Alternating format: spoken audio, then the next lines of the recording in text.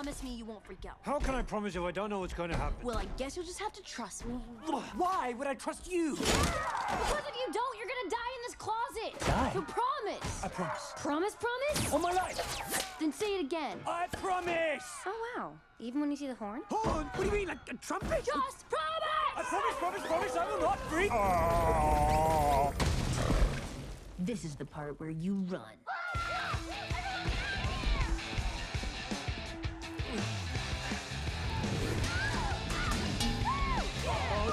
No, stay away, get back. No, it's not happening. Oh, no.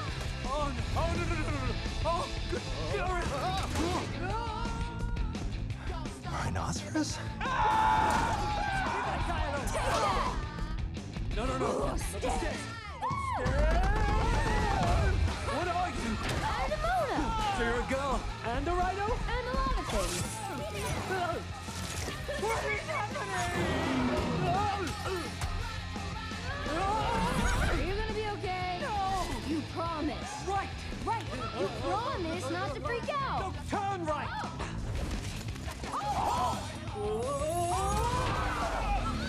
Huh, this floor is surprisingly stable. Ah, there we go. Cold in here? Help me!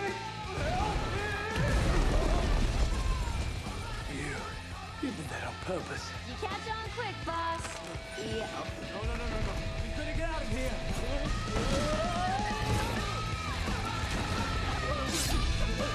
No, not the window. Not the window. Staircase. The window.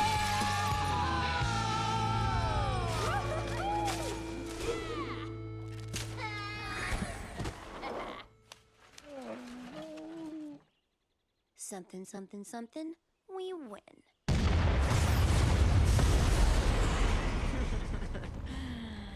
Metal.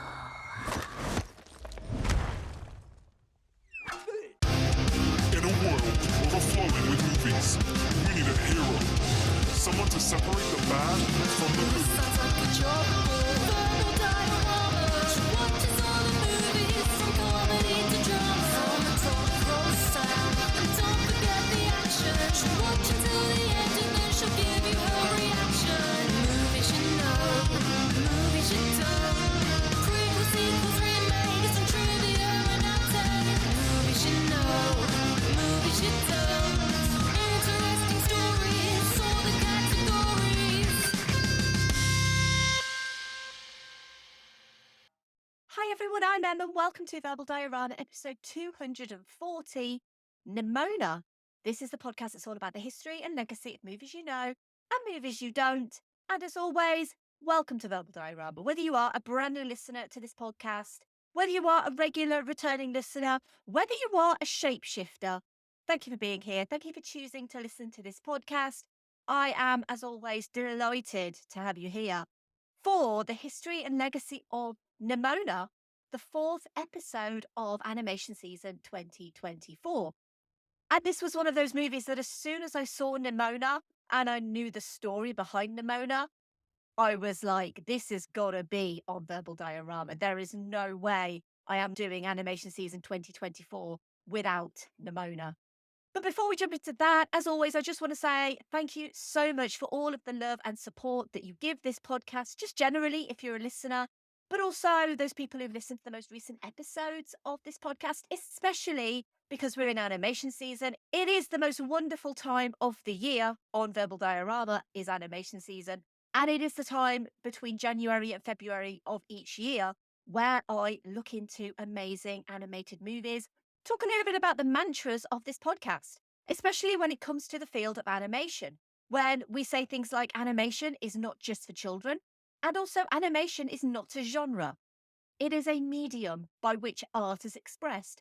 And one of the most wonderful things about animation is that animation can do anything, it can portray anything. There are no limits to what can be seen in animation. But this animation season started with WALL-E. It moved into How to Train Your Dragon and Guillermo del Toro's Pinocchio, which moves nicely then into another movie, helped to be brought to life by the power of Netflix. Nimona, a groundbreaking LGBTQ plus animation, started life at Blue Sky Studios before being bought out by Disney, cancelled, and then resurrected. But Disney's loss is everyone else's gain, because not only did Nimona get finished, get released, and became critically adored, it's just bagged itself an Oscar nomination. How to stick it to the corporate man. It's such a Nimona move. Here's the trailer for Nimona. The Queen Killer is still out there. Everyone is scared. He's a murderer. He's a monster. He's perfect.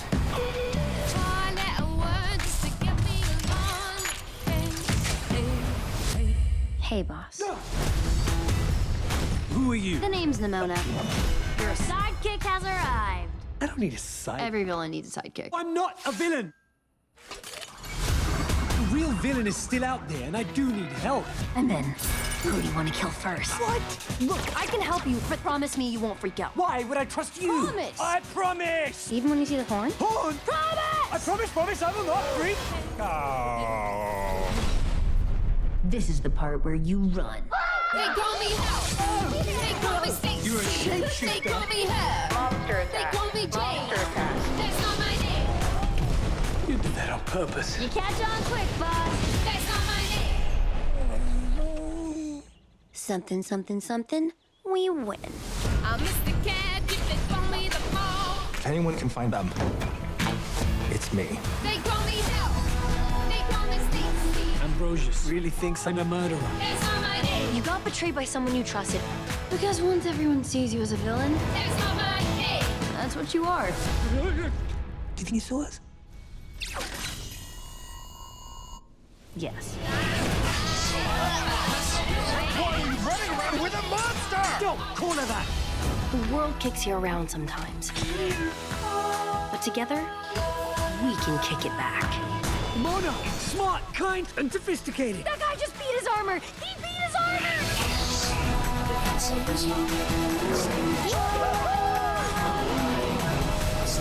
Oh, I like where this is going. Let's break stuff.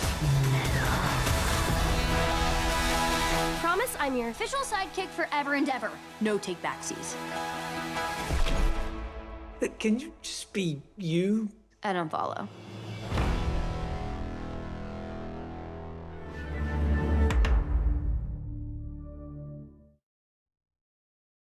When Ballister Boldheart, a knight in a futuristic medieval world, is framed for a crime he didn't commit, the only one who can help him prove his innocence is Nimona, a mischievous teen with a taste for mayhem, who also happens to be the shape-shifting creature Ballister has been trained to destroy. But with the entire kingdom out to get him, Nimona's the best, or technically the only sidekick Ballister can hope for. And as the lines between heroes, villains, and monsters start to blur, the two of them set out to wreak serious havoc. For Ballister to clear his name once and for all, and for Nimona to just wreak serious havoc. Let's run through the cast. We have Chloe Grace Moretz as Nimona, Riz Ahmed as Ballister Boldheart, Eugene Lee Yang as Ambrosius Goldenloin, Francis Conroy as the director, Lorraine Toussaint as Queen Valorin, Beck Bennett as Sir Todius Todd Shawblade, RuPaul Charles as Nate Knight, and India Moore as Alamzapam Davis. Nimona has a screenplay by Robert L. Baird and Lloyd Taylor, story by Robert L. Baird, Lloyd Taylor, Pamela Ribban, Mark Hames, Nick Bruno, Troy Quayne, and Keith Boonin. It was directed by Nick Bruno and Troy Quayne and based on Nimona by ND Stevenson. So the last episode I mentioned Pinocchio being a miracle, something that was made mostly due to the absolute tenacity of Guillermo del Toro and his vision for his vision. But what if your co-director, writer and producer isn't one of the most well-known directors of the modern day? What if your animation studio is purchased in a huge acquisition by one of the biggest media companies in the world and then shut down while you're in the middle of production? What sort of miracles do you perform then? Verbal Diorama has never before covered a movie made by Blue Sky, and that's not really intentional. Because plenty of Blue Sky stuff is on the big list, the list of movies that I want to cover that only ever gets bigger. Ice Age is obviously the biggest, but also on there is Horton Hears a Who, Rio, Epic, and the Peanuts movie. But also, They've technically been shunted a couple of times for other things because there's a lot of great animation out there. And unfortunately for Blue Sky, it hasn't made the cut yet. Because that's not to say that I won't visit any of those Blue Sky productions in future. Chances are I probably will. So let's go into a brief history about Blue Sky. It was founded in 1987 and began animation production using CGI Studio, a programming language started at Maggie, the visual effects studio behind Tron, which was shut down. Bear in mind too that the CG animation in Tron, while rudimentary by today's standards, was groundbreaking in 1981, and their proprietary software Synthavision was used to animate most of Tron's action sequences and the light cycles. After this, Disney, this is not their first feature in this episode, commissioned Maggie to create a test film based on Where the Wild Things Are, using CG animation for the backgrounds and traditional 2D animation for the characters. Synthavision was actually created to replicate the laws of physics to measure nuclear radiation rays for US government contracts. After Synthavision and Maggie were eventually sold after declining success, 6 employees from Maggie formed Blue Sky Studios in 1987 to continue software design and animation services for things like TV commercials, visual effects. And in 1997, 20th Century Fox's visual effects company, VIFX, acquired a majority interest in Blue Sky, forming a new visual effects and animation company called Blue Sky VIFX. This new company did character animation for Alien Resurrection, Mouse Hunt, Star Trek Insurrection, and Fight Club, among others. In the background, they'd been working on a short animated film called Bunny, which was animated using CGI Studio, taking 8 years to make in total. Bunny used CGI Studio to render fur, glass, and metal from multiple light sources, was released in 1998, and received the Academy Award for Best Animated Short Film. It was the success of Bunny which led to Blue Sky Studios being given the opportunity to make feature-length animated films. While VIFX was sold by Fox to Rhythm and Hughes Studios, they kept ownership of Blue Sky, and despite financial difficulties, a feature film called Ice Age was presented as an opportunity for a CGI film by Blue Sky, distributed by Fox. The production behind Ice Age is a story for another episode, but needless to say, Ice Age would become a huge success, receiving an Academy Award nomination for Best Animated Feature and becoming the 8th highest grossing film of 2002. Further success followed with 4 Ice Age sequels, plus movies like Rio, Epic, and most recently Spies in Disguise, also directed by Troy Quane and Nick Bruno. Spies in Disguise would be the final film from Blue Sky Studios and the final animated film to use the 20th Century Fox name. But at the time, no one knew either of these things.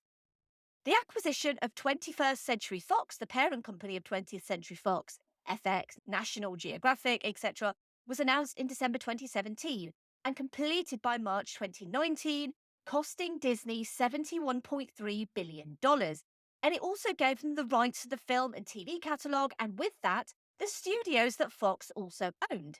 In 2020, Disney would rebrand 20th Century Fox to 20th Century Studios and Fox Searchlight Pictures to Searchlight Pictures. As a wholly owned subsidiary, Blue Sky continued as before under their new Disney owners, continuing to work on the projects they were working on, which included Spies in Disguise and also Nimona. But let's go back to the conception of Nimona and the work of ND Stevenson. Stevenson had created Nimona in high school in South Carolina as part of a class assignment. The character, a shapeshifter with pink hair, partially shaved off with a fuller figure, who enjoyed rule breaking and rebelling, was unlike anything else. Stevenson envisaged Nimona as a punk Joan of Arc character in a futuristic medieval society. In mid-2012, Stevenson published a webcomic called Nimona on Tumblr, which gathered a small, tight-knit group of fans, and he signed with a literary agent who helped him get Nimona published as a graphic novel. Nimona would also become his senior year thesis. Nimona being a shapeshifter was the culmination of the fantasy of being a completely free being, to live how she wanted to live, and constantly staying one step ahead at all times. It mirrors Stevenson's experience as transmasculine and bigender with the trans experience, although at the time of Nimona's publication, he was presenting as a woman. It wasn't until 2020 that he came out as non-binary, and in 2021 as transmasculine and bigender. Stevenson is open about the shape-shifting concept being an allegory for transness, and acting as code for his own journey with gender. The year that Nimona was published, 2015, was a big year for Stevenson, as not only was Nimona published as a graphic novel, the film rights were acquired the same year by 20th Century Fox, after Stevenson found producers and enticed Oscar-winning director Patrick Osborne to direct. And Nimona, a project for Blue Sky Studios, was already causing waves in the industry. It was an opportunity to tell a story that had never before been told in animation, certainly not by a major studio. But it didn't mean Nimona was an easy sell. It was a dark tale, including suicidal imagery, and the subtext of a gay relationship between Ballista and Ambrosius was going to become actual text. And this was something that Stevenson actively fought for. And if you're not sure if you've seen any of ND Stevenson's work before, he was also the creator and executive producer on DreamWorks' rebooted She-Ra and the Princesses of Power, which is also on Netflix. That ran for 5 seasons. And not only is it absolutely terrific and well worth your time if you've not seen it, it also included a diverse cast of characters, including prolific LGBTQ themes that ran throughout. 20th Century Fox had scheduled Nimona for release originally in February 2020, but after Disney's acquisition, the film was initially delayed to March 2021 and then again to January 2022. Patrick Osborne would depart from the film in March 2020 and was replaced by Nick Bruno and Troy Quayne, who would work on the film remotely during the pandemic, and they were given 16 months to overhaul the film. But they knew what they had was special. Everyone did. The reels were impressing everyone. The love for Nimona was infectious. The love that everyone, except Disney, had for the movie. Now, the official line from Disney is that they closed Blue Sky in February 2021 for financial reasons. The running 3 animation studios, Walt Disney Animation, Pixar, and Blue Sky, was too much, and they needed to cut costs due to the pandemic, as well as losses from theme parks and cruise lines. 450 Blue Sky employees' jobs were on the line, but Disney assured them positions would be available at other studios. This was despite Blue Sky being based on the East Coast of the US and the others on the West Coast. The official line was financial. Nimona had roughly 10 months left on production and was roughly 70% through layout. They had completed 5 fully animated sequences along with character models, story reels, and locations at that point, but Disney's decision meant Nimona was cancelled, 10 months into the 16-month window. The movie had been on track to complete by October 2021. The unofficial line, confirmed by former Blue Sky staff members, was that Disney executives had pushed back on Nimona's LGBTQ themes and the same-sex kiss between Ballista and Ambrosius. The Blue Sky team had refused to change what they were doing, that Nimona was a revolutionary character, and that the movie itself was unlike anything that had ever been achieved in animation before. Despite fears of losing their jobs or having their film get dropped by Disney, the team, led by Bruno and Quayne, said that they were unwilling to consent to the studio's requests.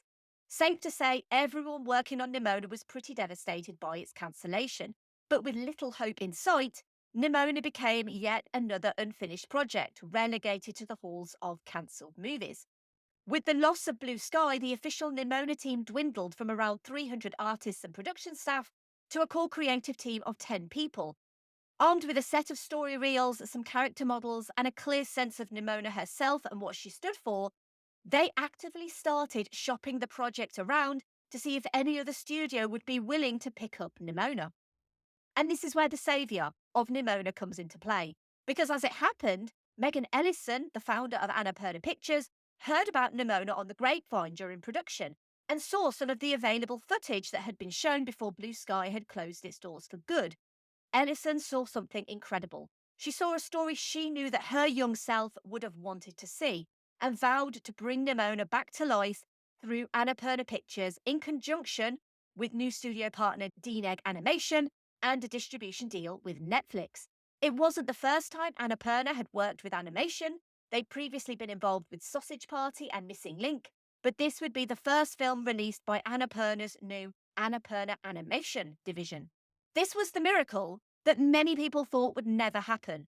In April 2022, Annapurna Pictures announced they'd picked up Nimona. In November 2022, Nimona had a confirmed 2023 release on Netflix. They had Nick Bruno and Troy Quayne at the helm directing, DNEG animating, and they had the casting announcements of Chloe Grace Moretz, Riz Ahmed and Eugene Lee Yang. Casting Nimona should have been tough, but they always felt like it was more important to cast the right person than go with the big name actor of the time. And so when Chloe Grace Moretz auditioned and just immediately understood the assignment and connected to the character, they knew they had their Nimona. She understood that Nimona had this exterior of mayhem and villainy, but that actually underneath, she has an incredible amount of vulnerability and pain and just wants to be loved for who she is. Riz Ahmed drew on his experiences of imposter syndrome to play Ballister and the dichotomy of Ballister's journey to be accepted by a privileged society, mirroring Nimona's.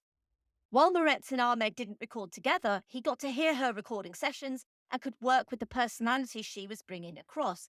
Several changes were made to the character, including the change of name from Ballister Blackheart from the original graphic novel to Ballister Boldheart. It was because they didn't want the character to be an out-and-out villain. They wanted the character to be someone who the audience could empathise with and understand his situation. The team at DNEG, who'd worked previously on Ron's Gone Wrong, had a film that was 70% complete, but they still had very little time to get up and running with archived assets, character rigs and environments, and a handful of previously animated scenes. So the team were taken back to basics to look at the 2D animation work of the 9 old men of Disney animation, to study movement and emotion, the work of Chuck Jones and finding the perfect pose, and the works of Eyvind Earle for fluidity and Charlie Harper with geometrics. We are going to be coming back to the work of Earle later this animation season, just FYI. They intentionally moved away from photorealism, foregoing shading techniques like ambient occlusion and steering clear of realistic reflections or refractions, wanting to make everything stylized to maintain that kind of whimsical and magical quality to the world, interpreting Stevenson's graphic novel into a 3D image. Stillness and the ability to convey emotion, story, or motivation with stillness became a theme of the movie. There was no need to over-animate characters. The meaningless gestures were exactly that, meaningless. Pipelines were rebuilt, different technologies were used, character models were evolved, and changes were implemented to DNEG's workflows and tools, principally the way it handled rendered layers in compositing. It was the idea of marrying the nostalgia of a 2D look with the technology of CG in a medieval futuristic society with flying cars and knights with phones. But the society of this world was still stuck in the past, with a narrow-minded view of how to look forward. It was a fun opportunity to mirror those thematic elements in how they were executing the look of the film. One of the most fascinating visual techniques on display in Nimona is the film's use of atmospheric perspective, where backgrounds fade away and become less detailed to create the illusion of depth, which points to a key message in the film. The further you push people away, the more generic they become. People close to you see the details of you. And while this was all technically happening during a pandemic, remote work was kind of necessary. DNEG had studios in London, Montreal, Toronto, and Mumbai, and working in person was limited until post-production. But some of the people working on Nimona, like editor Erin Crackle, worked on Nimona for 6.5 years in total. Animation finally wrapped in October 2022, and what resulted in the end was a film that presents as its filmmakers set out to create it, free from studio and mega corporate interference, as an unapologetically queer story celebrating those that some in society try to shut out and shut up. But not here, not now, not Nimona. In honour of the Blue Sky employees, there are a few little Easter eggs in Nimona to them, and a full list of Blue Sky employees in the credits, paying homage to the original home of Nimona, without which we would never have this movie. Speaking of original homes, let's segue into the obligatory Keanu reference of this episode. Verbal Diorama is the original home of the obligatory Keanu reference. All other obligatory Keanu references are unofficial obligatory Keanu references. And this is a part of the podcast where I try and think the movie that I'm featuring with Keanu Reeves for no reason other than it's kind of fun. And also, he is the best of men, and all men should at least try to be a little bit more Keanu in their lives. And trying to link Keanu to Nimona, gosh, this was a tough one to do. Really, really tough. I really struggled. And it ended up going back to a Harper's Bazaar fashion shoot from 2011, recreating memorable scenes from Martin Scorsese movies. Stick with me, it's relevant, I promise. and specifically a recreation of a scene from Taxi Driver. Again, stick with me, it's relevant. Because recreating this scene from Taxi Driver in this Harper's Bazaar fashion shoot were Keanu Reeves and Chloe Grace Moretz. Interestingly, Moretz was a similar age to how old Jodie Foster was when she starred in Taxi Driver. Jodie Foster was 13 in Taxi Driver. Crazy to think that Jodie Foster was doing those sorts of roles at age 13. But Chloe Grace Moretz was only 15 during this shoot with Keanu. The photos are available on the internet if you want to have a look. Keanu obviously looks very dapper, and it is literally the only thing I could think of to link him to Nimona via Chloe Grace Moretz. Now, Nimona is a movie with some incredibly important messages, but it's also an incredibly fun, hilariously funny movie that loves its needle drops, and it has a variety of them, including songs like Careless Whisper by Wham, Breaking the Law by Judas Priest, and Tra La La by the Banana Splits. And not all the songs they wanted ended up in the finished movie. Originally, instead of Judas Priest, they wanted Bon Jovi's Dead or Alive, but it was too expensive because it's Bon Jovi. And then it turned out that Judas Priest was actually a much better fit for the scene anyway. The score was composed by Christoph Beck, who was initially part of scoring Nimona while it was under development at Blue Sky, having previously also worked on the Peanuts movie. Beck would say that scoring Nimona in its entirety was the longest time he'd ever been on a project. But he was reconfirmed as the composer in May 2021. Most of the music selections featured female vocals like the Dolly Rots, Sahara Hot Nights, and Dope St. Jude intentionally, and female vocalists were used in the background score. American singer and rapper K-Flay performed the original song T-Rex on the soundtrack. Nimona premiered at the Annecy International Animation Film Festival on the 14th of June 2023. It received early screenings at select cinemas on the 23rd and 24th of June, and was released on Netflix on the 30th of June 2023. And obviously, we don't have really much in the way of official figures from Netflix. However, we do know that Nimona doubled its viewed hours from 5.5 million to 11.5 million from its first to its second week of release on Netflix. It also more than doubled its views from 3.2 million to 6.7 million, and its first week only tallied the Friday to Sunday period, similar to how box office weekends are reported. And I did check on Box Office Mojo, but it doesn't actually have any financial information for Nimona's brief theatrical run, other than we know it definitely did have one, but it was incredibly brief and incredibly small, so it's probably not even worth mentioning. But it's safe to say that Nimona became a critical darling, because on Rotten Tomatoes, it has a critic score of 94%, praising the animation, character of Nimona, the performance of Chloe Grace Moretz, and its LGBTQ themes. It was compared to Shrek as a satirical subversion of the fairy tale formula by Ben Travis of Empire. And in the ultimate Nimona metal move, sticking two fingers up at the institute that is Disney, Nimona has been nominated for multiple awards, including 9 Annie Awards, including for Best Animated Feature, and also a nomination for the Academy Award for Best Animated Feature, alongside Disney's Elemental, Hayao Miyazaki's The Boy and the Heron, Spider-Man Across the Spider-Verse, and Robot Dreams. It's kind of ironic that the film that Disney didn't want is up for an Oscar against a Disney film. And sequels-wise, while Nimona's ending makes way for a potential sequel, as of the recording of this podcast, there are no official plans to make Nimona 2. Whether ND Stevenson wants to write more stories for Nimona or whether he's just happy with what he's already achieved is up to him to decide. Netflix animation doesn't actually tend to go with sequels very often. The only one we know of so far is a sequel to The Sea Beast. But sometimes a great singular story is exactly that. Nimona doesn't need to be a franchise. Nimona doesn't need a sequel. Nimona can just be a one and done, and a great one and done at that. In many ways, Nimona is more than a character. Nimona is the story of the making of this movie.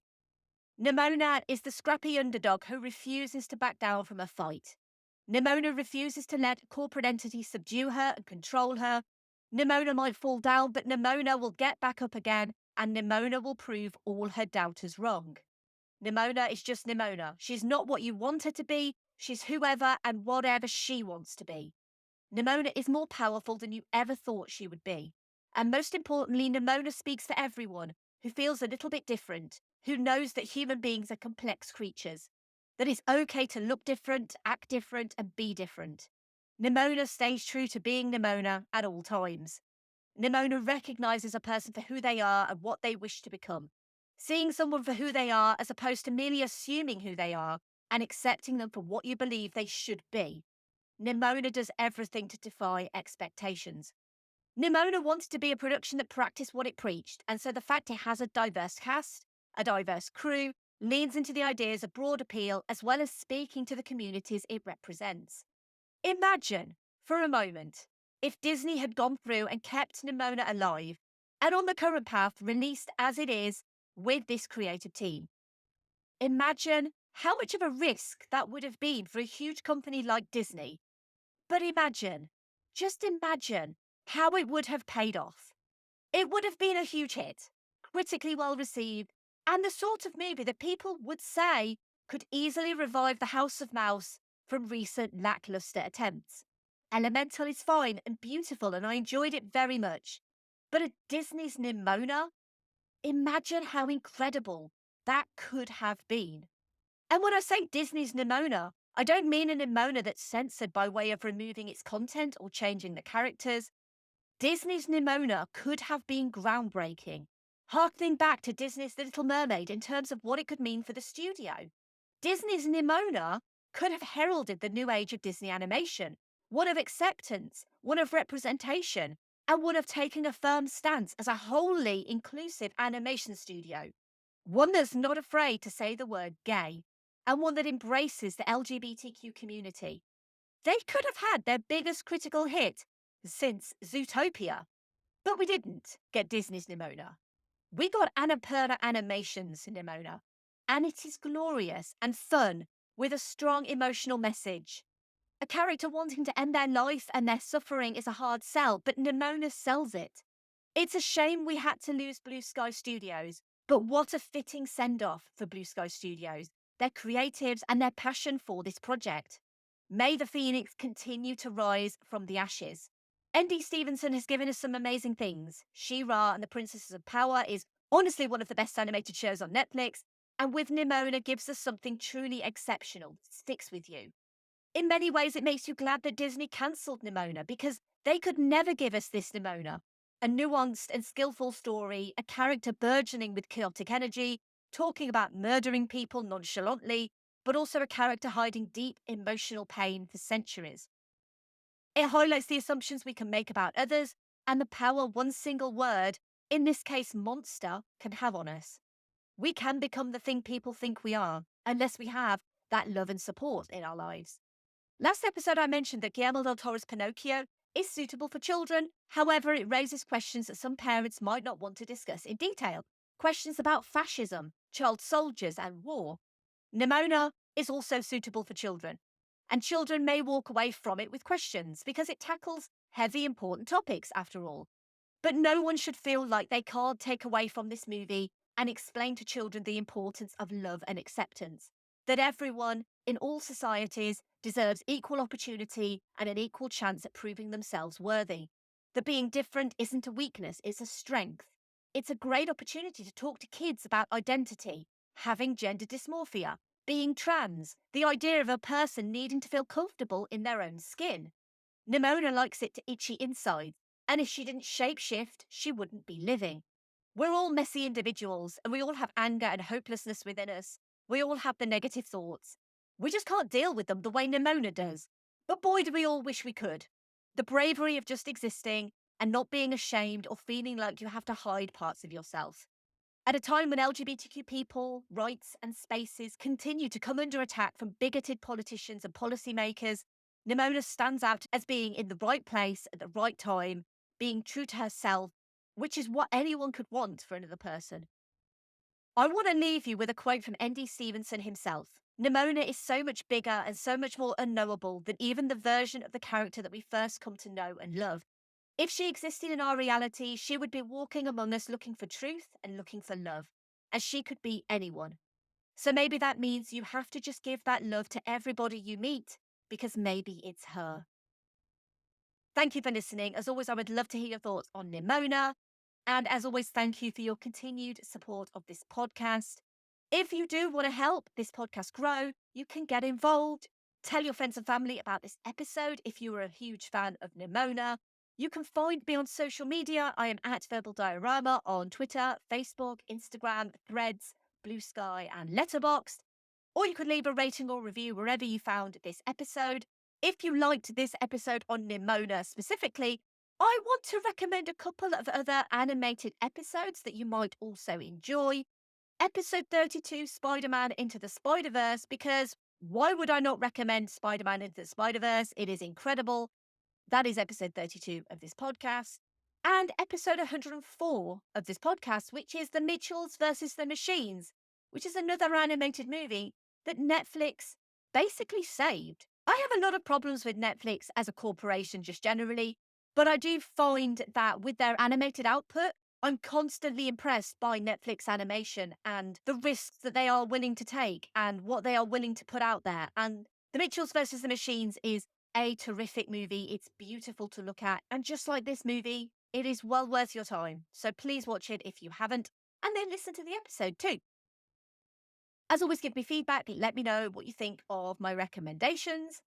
Next episode, it's 1985, and a brand new Disney animated feature is being released. So let's grab the kids and sit them in front of something that doesn't feel like the Disney animated classics of old.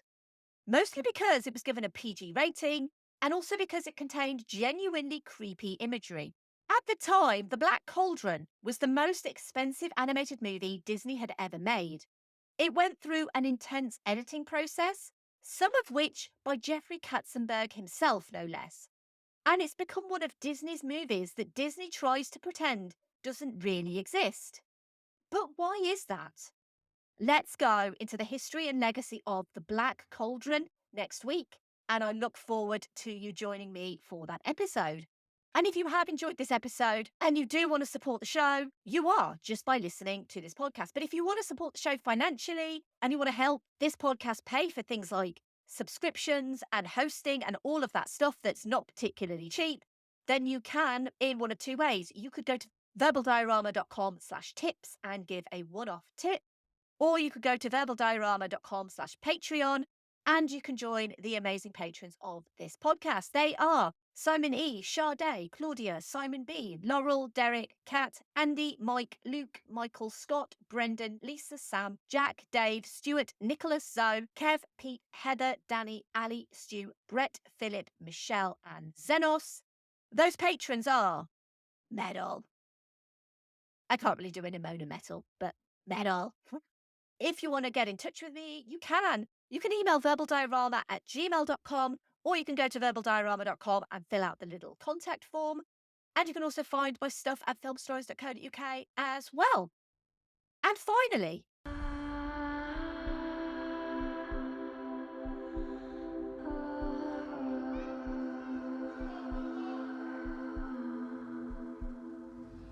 I don't know what's scarier. The fact that everyone in this kingdom wants to run a sword through my heart.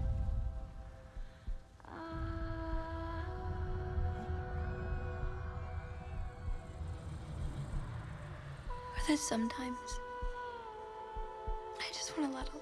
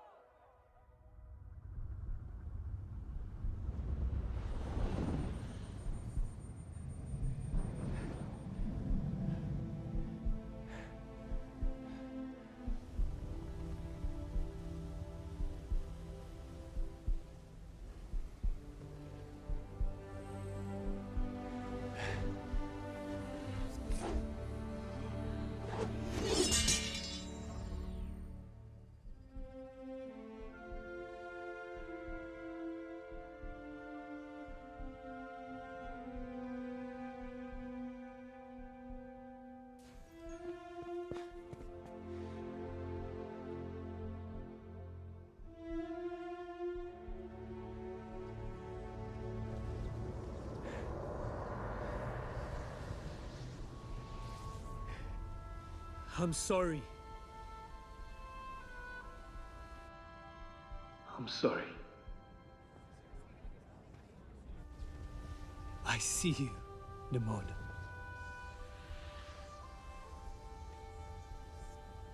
And you're not alone.